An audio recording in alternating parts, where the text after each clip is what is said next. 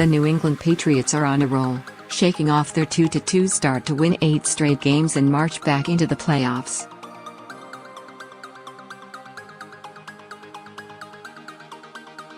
They can clinch the AFC East title with a win over the Miami Dolphins Monday night, with the game starting at 8:30 p.m.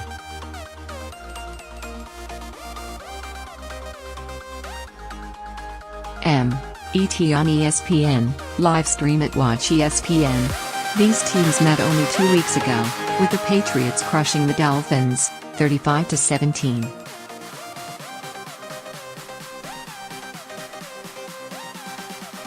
Tom Brady threw 4 touchdown passes, 2 of them going to Rob Gronkowski.However, Gronk won't be available this week thanks to committing a blatant cheap shot on the Buffalo Bills Tre'Davious White in Week 13, earning himself a 1-game suspension.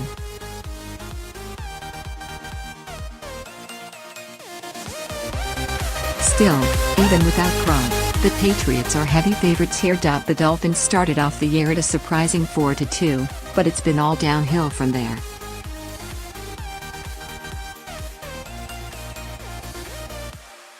They lost 5 straight games to fall out of the playoff picture, only snapping the losing streak last week with a 35-9 win over the Denver Broncos.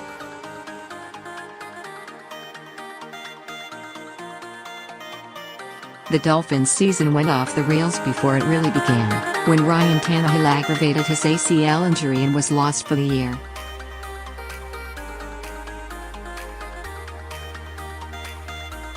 They brought Jay Cutler back from retirement to fill in, but it hasn't gone well, to say the least.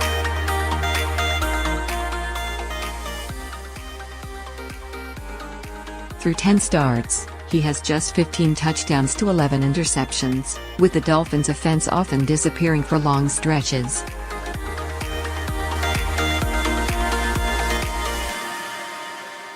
The good news is that Kenyan Drake looks like a keeper, emerging as the new starting running back after Miami traded away Jay Ajayi.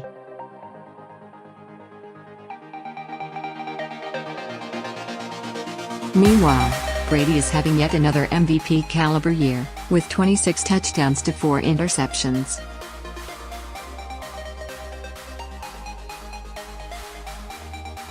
His excellence is almost mundane at this point, even at 40 years old. With Brady doing his thing and the defense vastly improving after a rough start, the Patriots have the look of a Super Bowl contender once again.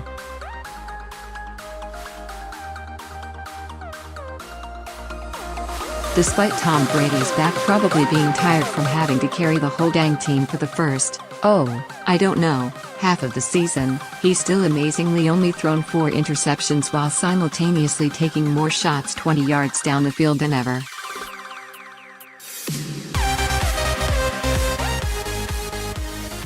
Yes, more than 2007. We did the math.So did Pro Football Focus.Everybody relax.New England skill position dudes are also holding on to the ball to an extent that might drive some other AFC fans to start theorizing about deflated balls again.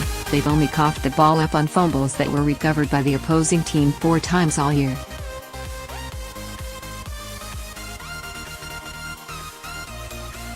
Last week, when I wrote about the top 3 needs for the Dolphins in the 2018 NFL Draft, I wrote running back is one of those needs.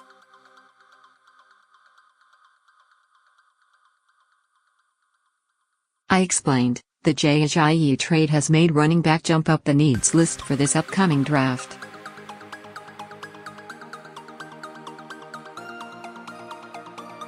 Kenyan Drake and Damian Williams could be an effective pairing for the team, but Norris Perry and De'Veon Smith as the depth options behind them leave some question marks.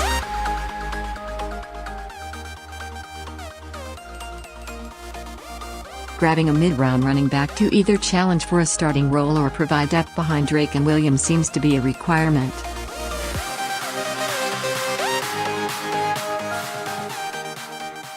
Could Drake's breakout game push running back off the top 3 list? Does Miami have a running back that can carry the load throughout the remainder of this season and during the 2018 season? The other silver lining that comes from having a season like this one is that there will be substantial changes going forward, particularly on offense.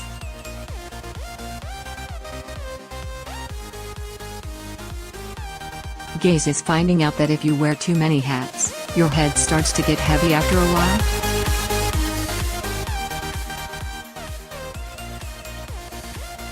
I doubt whether he'll be calling the offensive plays next year. The front office must decide whether to let Clyde Christensen do the job they hired him for or if they'll have to try and find someone better.